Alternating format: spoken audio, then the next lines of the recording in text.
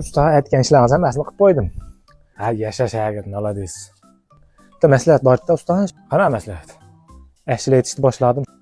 Ashlachil qilyapsan. Hali apparat tanishlarimiz bor, zo'r mikrofonlardan bor. Hali kalon kanalda chiyillamaydi. Ha, bor tanishlarimiz, zo'r mikrofonlar bor. Kalonkani orqasida aytyapman-da. O'rtaga chiqib aytadi ashlar. Nima qilasan kalonkani dedi. Dövraga chiqsam odamlar narsa otyapti. Ashla aytmadi. Bolalarni buzguni uraman deb nima qilib o'tirdi, ba'da to'y boshlab tugatamiz deyapti.